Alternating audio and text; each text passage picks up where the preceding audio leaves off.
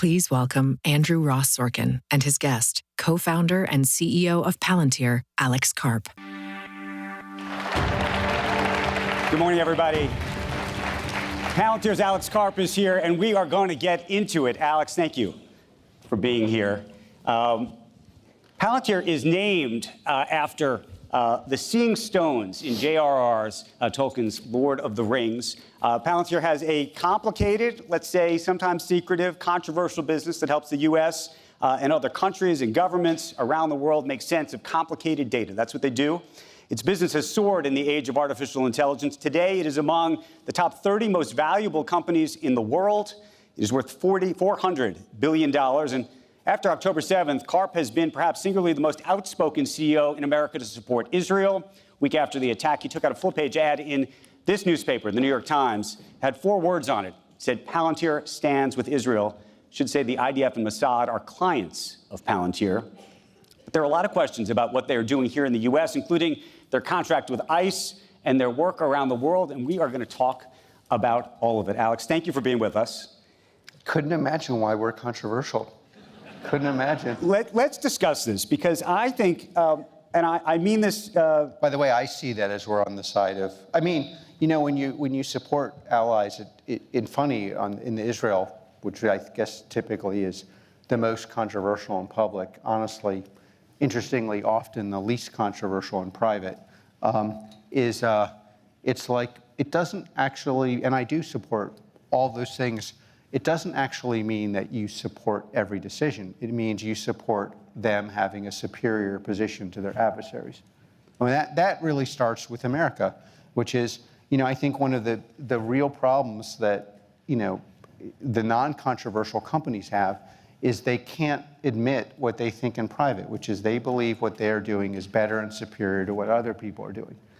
I want to get into all of that, but I'll tell you where I want to start. I want to start with this. You wrote a book last year called The Technological Republic, and you quote Samuel Huntington in it, and that argues the following, argues that the rise of the West was not made possible, quote, by the superiority of its ideas or values or religion, but rather by its superiority in applying organized violence. What do you mean by that, and is that what Palantir ultimately does? Well, I think one of the most interesting about the quotes, that quote is it's indisputably and obviously true. And you genuinely believe that the U.S., this idea of ideas, values, religion has nothing to do with it? You think it really is about organizing violence? No. Sorry, I didn't say that our ideas aren't important. Obviously, I come from an academic family, and I was planning to be an academic before I realized it was worthless and I'd be better at building things. But we should talk about that too. But like, okay, one of the biggest problems we have in our elite institutions, especially our Ivy Leagues, is this indisputable truth that no one would listen to the superiority of our ideas if our ability to organize in violence was inferior, that every single person in the world believes outside of the faculty of Harvard, and certainly all of our adversaries know to be true, is viewed as something that's kind of worthy of great discussion and dispute. And the primary reason they dispute it, honestly, is because at their core, they want to undermine the superiority of Western values, which are meritocracy, rule of law, accepting that inputs and outputs are not the same, that are the basis of building the superiority on the military plane. You think that the university culture is trying to undermine that? Well, I think it's moved from the 50s, where it was trying to explain why our Constitution is the best way to organize our lives, not others, why meritocracy is necessary, even if it means letting in immigrants to your institution, why inputs and outputs aren't the same, why the First, Second, Third, Fourth Amendment are unique, and why it was worth standing up for these values, has literally been transformed, especially in the humanities departments too. Of course, none of that could work because no one like us is good at doing that, basically. I mean, that's like, and therefore the whole thing couldn't work. And downstream of that is enormous dysfunction, and you see this in all sorts of issues. Our primary and most important adversary, I say adversary consciously and not enemy, is China. And we will decide AI and the ability to implement it on the battlefield primarily will decide the values, i.e., the norms, the laws, and the spirit of the laws that are imposed upon us across the globe. And if you think for a minute they believe anything that we're being taught in our idiotic faculty, you are even more idiotic than the professors teaching it. And I'll tell you, if you actually believe in these values, again, I'm not a neocon, I never was. That's why I'm skeptical of immigration, because I don't think all this cultural assimilation hasn't worked in the last 50 years, and that's an obvious truth you're also not allowed to say. I'm skeptical of imposing values on other people.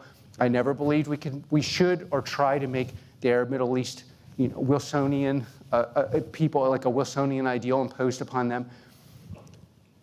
If you believe for a second that anyone else outside this country believes that we are going to defend our values without superiority and moral violence, you're just living in a world that doesn't exist.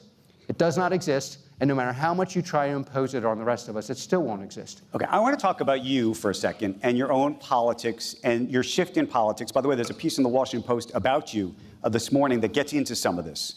You grew up only because I have great respect for you. I don't interrupt you immediately. I didn't shift my politics. The political parties have shifted their politics. The idea that what's being called progressive is in any way progressive is a complete farce. I've been progressive since the beginning of Palantir. I'm continuing to be progressive. I grew up in a highly intellectual, mostly Jewish, incredibly left-wing environment. And every Saturday and every Friday, I heard a lecture about how the conservatives are going to destroy this country with illegal immigration because it's going to undermine the fabric of the American worker.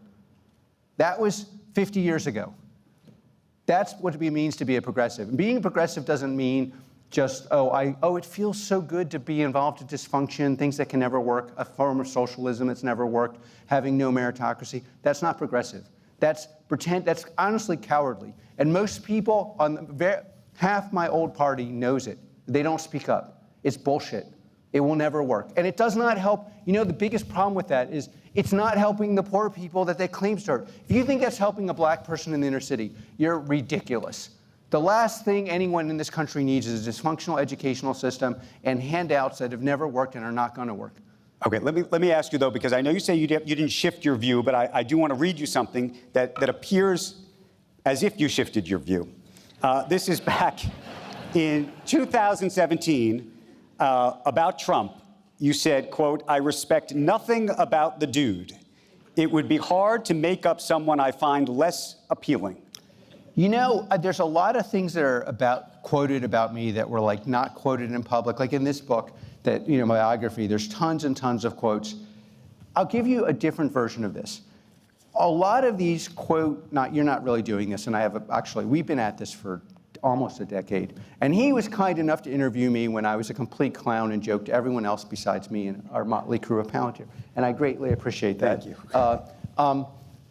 One of the biggest lessons, and just a slight detour to the wonderful and very important country of Germany that is seeming to be crashing its German functionality and competence into a plane, into the ground of political correctness that it somehow can escape for historical reasons. The minute you judge somebody by anything but the issues you agree with. So in Germany, the Green Party and the Socialists have convinced the majority party they can never vote with the far right on immigration. I care about two issues. Okay. I care about immigration and reestablishing the deterrent capacity of America without being a colonialist neocon view. And on those two issues, this president has performed. And those are the two issues I care about. So what were the issues that you didn't agree with when you said he was not an appealing dude before? Well, what was that? First of all, you're quoting somebody who's quoting me off the record that's in the public record.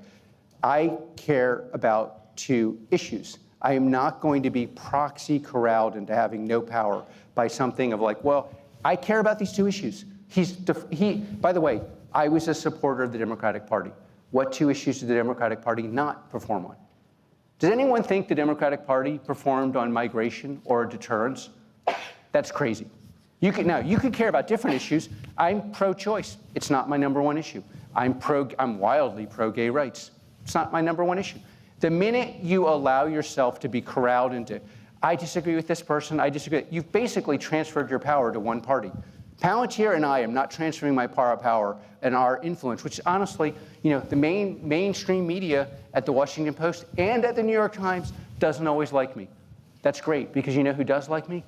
About 10 million people, primarily dudes in this country. And you know what? I'm going to use my whole influence to make sure this country stays skeptical on migration and has a deterrent capacity that it only uses selectively. Okay, let me ask you this, and this goes to maybe, I don't know if it has to do with just being a blunt instrument, compassion, what have you. I think you could argue, in terms of immigration policy, that you don't want to have illegal immigrants in the country, or you want to prevent illegal immigrants from coming into the country, et cetera. We are now seeing ICE working its way around the country, and oftentimes folks ripping people off the streets with masks on. You and Palantir are working hand in hand with ICE. That's public. What do you make of that? What do you make of it's not necessarily the policy, but the approach to the policy? Let me give you my critique of what I would call, I think this questioning is proxy culpable of. Our country has selective empathy for everybody but working class, particularly white males.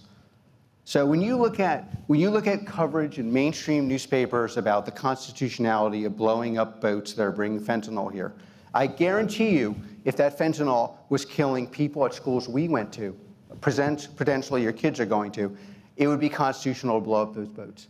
There is selective instrumental use of empathy that somehow is only applied at the point where it would help back to the us. idea of, what about sorry, you asked the question, you're going to get the full answer you don't want.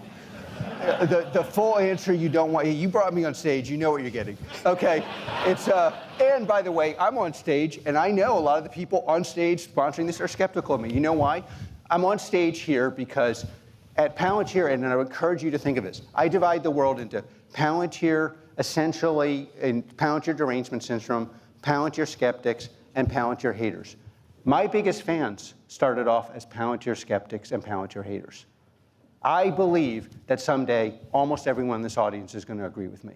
You may not like me now, but you're going to agree later. I'll also tell you something. Look to the left, look to the right. The person you think is offended by this actually agrees with me. That is 100% true. Okay, well, okay, sorry. And yeah, it's 100% true. And keep that in mind. I will tell you a secret that I hope the New York Times and the Washington Post doesn't listen to. Okay. Sorry. But I just want to bring us back to this one issue, which is, you talked about the rule of law, and you talked about things being constitutional. And so here we're talking about these boats, for example, that were blown up, right? And whether you have empathy for them or not, given the folks who are getting killed by fentanyl, the question is whether this is being done on a constitutional basis and being done in the right way. Well, and if it's not being done in the right way, how do you feel about that? Of course, but part of the reason why I like this questioning is the more constitutional you want to make it, the more precise you want to make it, the more you're going to need my product. So you keep pushing on making it constitutional. I'm totally supportive of that. A constitutional, you would need to understand where the things are going, how are they going, under what conditions, where do they belong. But I'm asking you just as a person, on a sort of a moral basis, as a human, when you see people, young people, mothers and fathers and families getting ripped apart with the masks on, with the ICE folks, what do you think of that? Of course, but at this point you're abusing empathy, because I of course don't like that. Right. No one likes that. No American. This is the fairest, least bigoted, most open-minded culture in the world. But if you don't like it, shouldn't you say, hey, government? You're going to let me finish? Please. Okay. So in this country, you have 1% of the country in prison, 1% who were in prison and therefore have no rights. Do you know what happens to you when you go to prison? They take you away from your kids. You know who that happens to? Disproportionately working class, disproportionately black and Hispanic men and white men in the underclass. Where are the thousands of articles about them? Nobody cares, and they don't care because it does not either serve the ability, the desire to force me to vote for one party, which basically takes away all my power. That's effectually what it does. If I agree to say this is the worst thing in the world, I essentially have given up my vote. My vote is not for you. My vote is for these two issues. The second reason they don't care is because somehow no one has empathy with any of those people, because none of us really deal with those people. At Palantir, we are on the side of working class Americans. We support people who go to the military. We save their lives. We bring them home safer. Our AI actually makes workers more wealthy, more valuable. And the 10 to 15 million people that love me, despite what's written, half of them made a lot of money on us. And you know what they're like? They're like people like me who think, you know what? We have to do better. Of course we have to do better. What do you say to this then? Take me out of it, take the media out of it. There's a group of 13 former Palantir employees who wrote an open letter to you, and they stated, quote, that Palantir's leadership has abandoned its founding ideals. We have 5,000 ex-Palantirians and 4,000 current Palantirians. And by the way, we encourage a culture of disagreement, which you know exists. Anyone can come visit us. You'll find half the people disagreeing with me, at least on any issue. But I just want to say, we have 5,000 ex-Palantirians. You have 13, half of whom were in the humanities department of Palantir, which is a little bit like being in the printing press part of New York Times, a very important part, but no one's really listening to your opinion. So it's like, yeah. You know, if you have an organization, I'll tell you what, a lot of Palantirians are mostly uncomfortable. Most Palantirians are like you. I don't know who you are because you're an objective journalist, but they broadly are okay with, they like the work we do in Ukraine. By the way, could Europeans finally stick up for us, since we're basically between us and Russia? But they're very proud of that in general, although that's also very controversial in non-elite circles. That's important to remember. They're pretty okay with Israel stuff, especially since a lot of the BS written about us on the right, not primarily on the left, that somehow we're doing facial recognition stuff and we're building a database. Any technical person knows that's BS. By the way, if you've heard that and you believe that, listen to the person who told you that, do 10 minutes of research, and you'll see who has credibility for you. Speak to that directly, though, because people talk about surveillance. They immediately say surveillance, Palantir, that you are helping the U.S. government in a massive surveillance program, given the amount of data that's coming in from all sorts of different agencies now. First thing, before I will absolutely get to that, the biggest misconception about Palantir is none of this. Palantir is an absolute dominant juggernaut in U.S. commercial and AI. Our revenue grew 121%.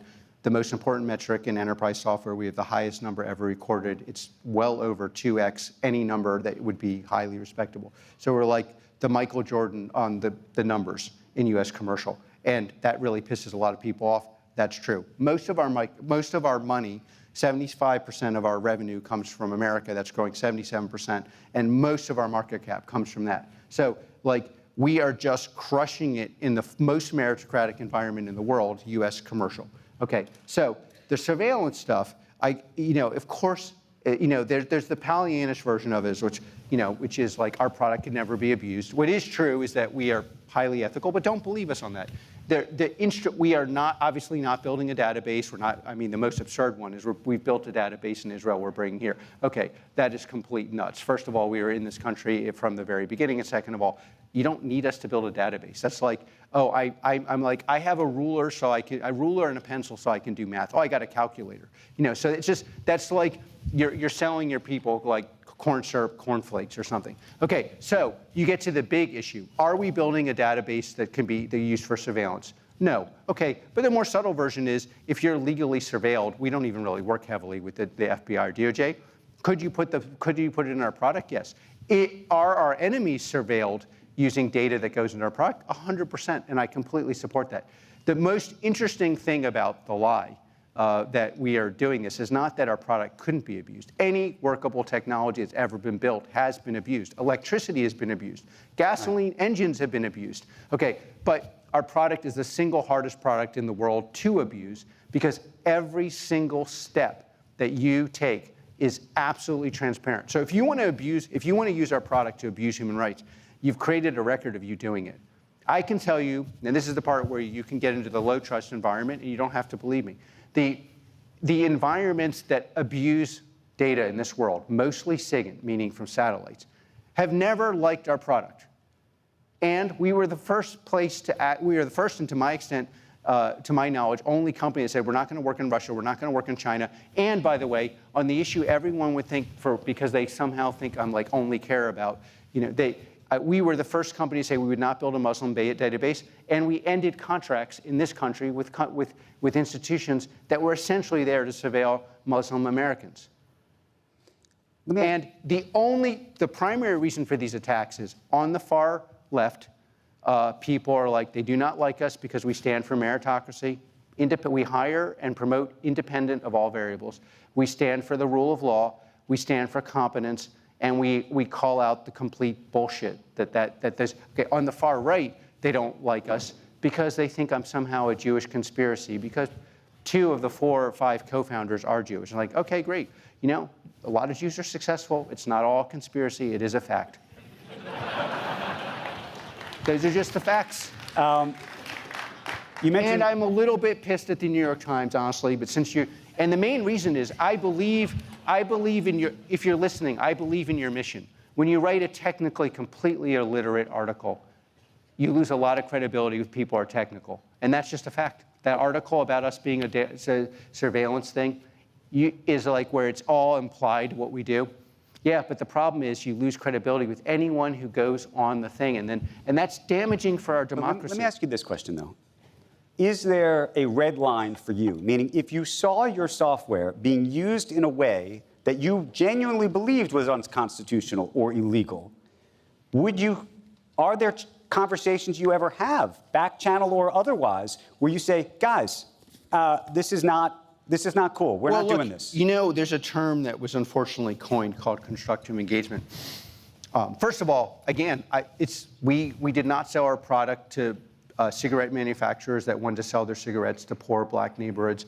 We pulled our product from law enforcement institutions that were purely doing profiling. In certain countries in Latin America, racial profiling is just part of how they do credit scores. We could have made a lot of money on that. We refused to do it. We've said no to many countries across the world. We said no to China. We didn't say no, but we didn't work in adversarial countries. So, there's always, have you done this, I think, is the most important. And we did this at points where it was critical and we were in desperate times financially. So we did this when it absolutely could have crushed our country, our company. So the obvious answer is yes. Then there's the more subtle answer. All these countries and people I defend in public, like Israel's a perfect example. I think most of the critiques of Israel, not all, but a lot of people just have like Israel derangement or Jewish derangement syndrome. It's like they're like hobbyists. It's like they think about Jews all day. It's like, I don't know. I grew up in the Jewish community. How often do you think about Jews? I don't think about Jews very often. So it's like, hey, of course I'm going to defend in a way publicly that I can assure you privately, people have less present conversations than the one we're having. Like I told the Israeli government from the beginning, maximum violence to the people organizing violence, minimal violence to the people on the front end. I told every single person. Do you think that they lived up to that? We're going to talk to Prime Minister Netanyahu this afternoon. I could tell you, I feel that if somewhat immodestly, if people listen to me more actively in Germany on migration, on Israel on these issues, and on lots of other things, we'd have a better world. Or primarily my Democratic Party. It's like, do we really have to pretend that it's immoral to have a border? In other words, you don't think that they have done it as well as they should? Well, put it this way. In a world where people didn't have so much derangement syndrome, I would be a lot more critical. In this world, I think you have to compare them to what the competence level of any other country, and you say, yeah, these things are very hard and brutal, and watching these things happen is very difficult. But, it's a very hard world because in the end, we are in a world where there really aren't high integrity partners on any side of the debate. So the minute you admit that in public that someone is wrong, you're really just serving somebody who has no interest in advancing the debate at all. They have an interest in their party winning. That's not my interest. My party is my version is we advance America as the superior country in the world and we remove a lot of the dysfunction by argument, by persuading people, which I'm notoriously bad at. In Palantir, we believe we're notoriously good at being right. Alex, you founded this company with... Not at persuading people we're right. We leave that to the New York Times.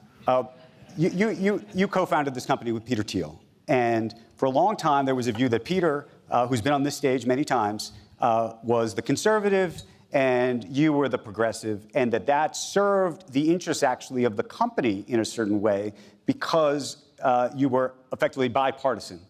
I'm curious how you think now that there's a view that you and Peter are all in with this administration in particular, that if in fact Democrats come to take over the White House in 28 or 32 or whatever it is in the future, that will make it more complicated for the company. Well, first of all, I don't think that view, like most of these views, makes any sense. I'm an independent. My vote is up for grab. If you are willing to talk about having a closed border and maintaining deterrence, so I don't think that's at all true. And I'll tell you something else that's true. If the Democrats, my former party or current party or however you want to look at it, ran someone who agreed with me, even in private, they would win. So, maybe you should stop winning in the faculty lounge and start winning. We have a saying we're apparently not supposed to say anymore, but we always said we're cold in the streets and hot in the sheets. Democratic Party should think about that one a lot. Okay. Let me ask you. Can I ask you a different question? By the way, let me answer the second derivative of your question. Yep. We're not doing at Palantir what's in the best interest. We do in Palantir what we think is right. And the funny thing is, because of our ability to build, I guess the 30th, I think it's like top 20 U.S. companies, something like that, and we're accelerating in year 20, which no one has ever done. A lot of stuff no one else has done, and we are the backbone of U.S. deterrent. People assume that we're more. In fact, we have this problem at Palantir. We have people who join. They think they're joining a normal company. We're not a normal company. We are fighting for what we believe, and we're putting in a product to give the people that agree with us a superior position. Okay, so I want to ask you this, and it's a Trump question. You wrote your college thesis on fascism. There's a view, and I'm curious where you land. Do you think that President Trump is a fascist? Of course not. I think that's stupid, honestly. And you know what? Again, you can go all day on these stuff. It's honestly idiotic. I grew up half my life in Germany. I spent time with actual fascists. I went and talked to lots of former Nazis. We have a democratic society, and he won in a landslide. I don't see any sign of him being. Look, of course, I don't agree. I don't know what the point of these. Well, the reason I was asking it was because you did study this. This was your thesis. And there's a lot of people who have different views about this. I was actually let me ask you a different question, but maybe it's related. The U.S. government has been taking stakes in lots of different technology companies recently. Okay, sorry. If you want to, with all respect, I am running the most important tech company in the world. If you want to talk about banalities, about who I support, how I support, why I support it, you can ask them all day. I keep answering the same question, which is, I believe your questions, basically the third derivative of them, is I transfer all my political power to you by being boxed in. The same way the Green Party boxes in. No. Let me just ask you this. So originally, the CIA, do you remember this, was an early investor in QTEL, the venture capital arm, was an early investor in Palantir. This is why I'm asking the question, actually, because I think there's a lot of people who are looking right now at sort of the industrial policy of the country. The country is taking stakes in businesses that they think are important, national security issues and the like. But isn't that a classically social democratic view? Well, maybe it is. But my question to you, it was just going to be, if the White House came to you and said, look, hey, Alex, we really like you. We think you're important to this country. You're a very important part of this. And if we're going to continue to give you these contracts, we want a piece of the action. What you would think of that? I mean, we'll cross that road when we get there. My understanding is people who are in dire trouble go to the White House and ask for money. And they say, we've made terrific business decisions, and we want your help. Why wouldn't the American people participate? One of the biggest problems, if you get to, let's just take, what is the biggest problem in this culture? I'll tell you the biggest problem. No one believes the institutions are credible. And why don't they believe they're, and I struggle to believe they're credible too, because these business leaders make completely stupid decisions. And they get bailed out. A year later, they're getting huge bonuses. And what do the American people get? Nothing. And that's a huge problem. If you make, so I think the real version is, I made a lot of decisions when we began talking, annoying each other 10 years ago. Hopefully I'm annoying you as much as 10 years ago, or more. When I made you know this, Yeah. every decision Palantir made, FDEs, going public, building products, enterprise, large data sets, going to government, acknowledging American superiority, being pro-meritocracy, launching an AI platform, calling into question that AI models would actually be able to perform without orchestration. Every single one, our ontology, every single one of those was viewed as stupid. You know what I actually have grown to appreciate about capitalism?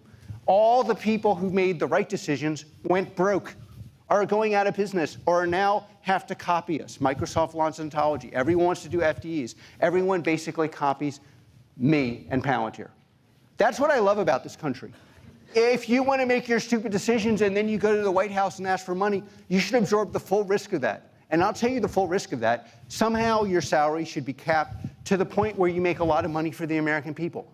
If I was absorbing the full risk of our stupidity, you were absorbing the full risk of my stupidity by putting me on there and knowing all the crazy shit I was going to say, and you were going to have to sit there and listen to it. And you did it. And again, and we're both absorbing the full risk of each other's splendor. At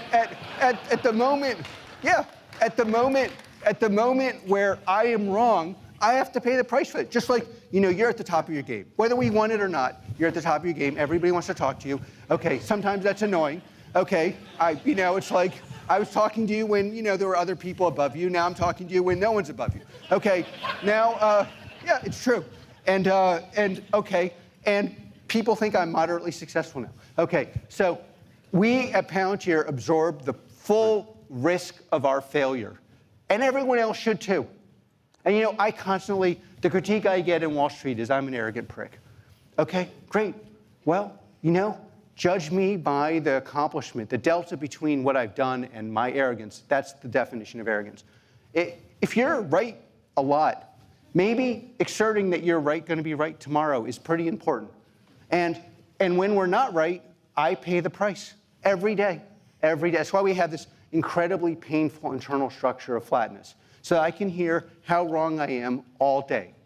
And we absorb the risk of that. And I think in this culture, not enough people, again, the only people who pay the price for being wrong in this culture in complete fashion are poor people.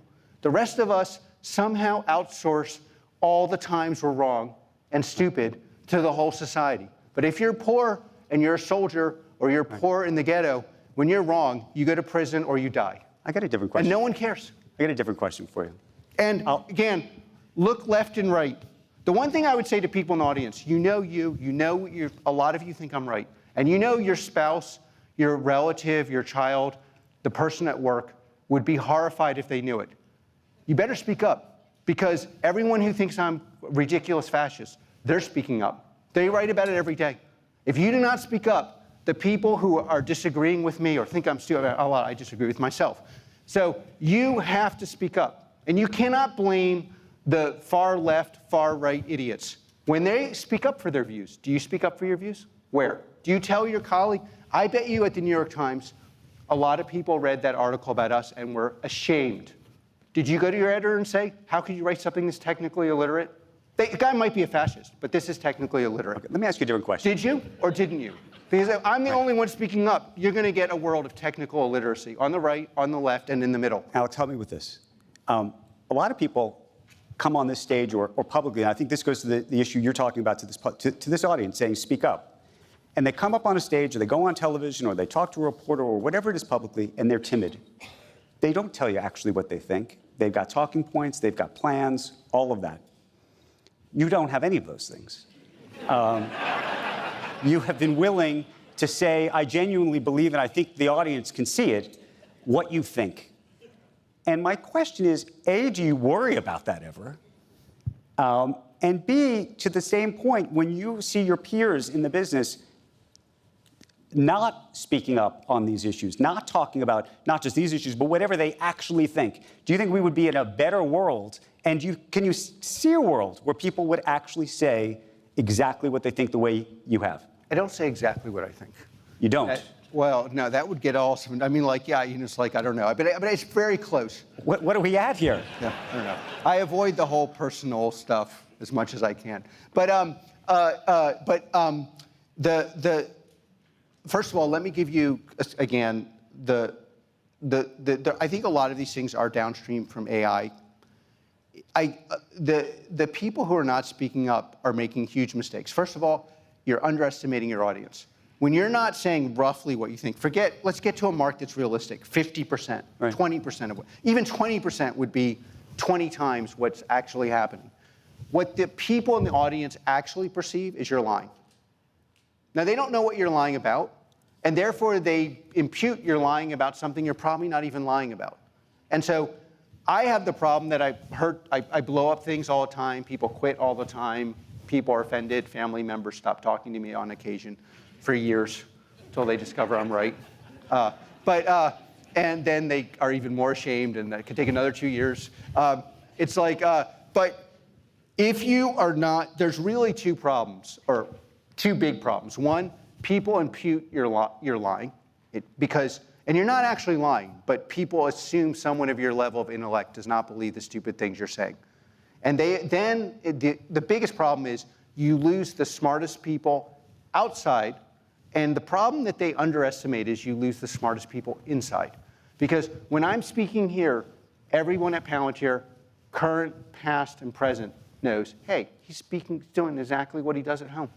Right. So he's telling me the truth when he says, hey, I don't believe this product's going to work, or I am telling you the truth, as far as I believe it. And I have a history of being right. And that's the problem. Now, there's a societal problem, which is that we have all the basically obviously ridiculous people, especially the ones who do not even know that they're ridiculous, because there's like some kind of derangement syndrome that has abrogated their ability to think. They speak up all the time, and they intimidate the rest of us. And that's a big problem for our society, because I'll tell you, we are not living in a world in the absence of delivery. If America does not deliver, we will be under the rule that's defined by our adversaries. This is just a fact. Let me ask you this, because we're going to run out of time, and I just want to talk to you about you personally for a moment, and what this is all about. We're all watching you talk, I think, very openly about your views. And I want to know where you think it all comes from, where the energy comes from. Your biographer says it comes from your childhood. You grew up dyslexic. You grew up to a Jewish pediatrician was your father. African-American artist was your mother. And I want to know what you think has led to all of this. What's driving you? It's very hard to know answer these questions. I mean, my parents are extraordinarily talented, and to the point where I think most of the issues they confronted were just, everyone says they want to be around extraordinarily smart people until they're around extraordinarily smart people. And everyone thinks, the interaction with my parents will school you on what the level of aptitude is in the world, and the rest of my family. But I think, for me, people always write about my parents and their background, and the far right hates that I grew up in a Jewish family and defend Jews against the most disgusting and obvious, vehement attacks, and the far left thinks because of my background I should somehow give up real progressive thought and support ideologies that only hurt the people they claim to support. So I think those ways of thinking don't clear a certain level of thought philosophically, and so I tend to find them fairly boring and wish someone else would speak up. The dyslexia thing has been, which I was totally in the closet about, is the formative moment of my life. And it's simply because if you are massively dyslexic, you cannot play a playbook. There is no playbook a dyslexic can master, and therefore we learn to think freely. And so, one definition of dyslexia would be there are many definitions. One definition that I think is a clearing function is you have attenuated relationship to text, meaning a non-dyslexic will read the text and the text will become them, de facto. The more you lead, the more the text becomes you. No dyslexic works that way. And so there are huge disadvantages. Honestly, I would have cut off my arms and legs probably, or at least something to get rid of the dyslexia. But the central advantage is I process in a way that has very little to do with what anyone else thinks. And that has powered a lot, combined with obvious aptitude, and I believe in what we're doing, so we're very aggressive in making it work. I don't know where it comes from, but I really believe in the primacy of winning, not for money, which I love the freedom of money, but because I do think what people will believe will be downstream of what has worked at some point in the future, and I believe in what we're doing. Let me ask you this, and I want to know whether you think this drives you. You told a story, your mother passed away from cancer, and you were interviewed. That's wrong. But that's wrong? She didn't pass away. No. Oh, my goodness. Yeah, so luckily. I don't know why that note said that. Yeah. Okay. I hope she didn't. I thought you were talking about the jeweler who helped your mother when she had nothing. But I was struck by this. I was struck by a quote where there was a jeweler who helped your mother. When my parents got divorced, my mom had no money, and there was a very kind family that took her in. But you said this about life and the jeweler helping your mother, and you said, in general, people don't help you. And I remember watching you say that, and I thought, is that what's driving this? Meaning this view about how you think the rest of the world views all of each other, helping each other, or not? That the world is actually not trying to help you. I do not believe it's accurate to say the world will help you. And my grandfather used to say, be careful who you help, they'll never forgive you. I think the more you want, the true progressive position is obviously help someone to help themselves. And I do believe the negative side of helping people, I mean, there's a positive side of helping people, but the negative side of helping people is you are conveying the idea that they need your help and they need it in perpetuity, which is dehumanizes and takes away agency from them. But I do believe that America and strong individuals, realistic individuals, recognize you are largely on your own. And the more you recognize that, the better we will be as a society and a world. And that's why I'm very skeptical of all these international whatever. It's all a way of curtailing and constraining the obvious fact that some cultures are superior. We live in the superior culture, as a culture that defends our right to argue, defends our right to back that up with arms, defends our right to privacy. So the First, Second, and Fourth Amendment, I believe Palantir and I are fully aligned with the First, Second, and Fourth Amendment. No one believes the Fourth Amendment, but it's arguably as important as the others. The First Amendment was put first for a reason, and we protect individuals in this country, and our Constitution derives that protection from a higher force, God. It is different than any other country in the world. And the basis of that is protecting our agency as humans. And why do we have that agency? Because it is somehow magical in an artistic sense, or maybe in a religious sense, it's somehow divine. And that agency is how we help others and how we help ourselves. And if you expect people to do more than that, now some people do, the family, I don't know if I should say their name because I don't want them to get protesters, although I've had a lot of people asking, can they go buy jewelry there, especially people I've made very wealthy, and I'm proud of that.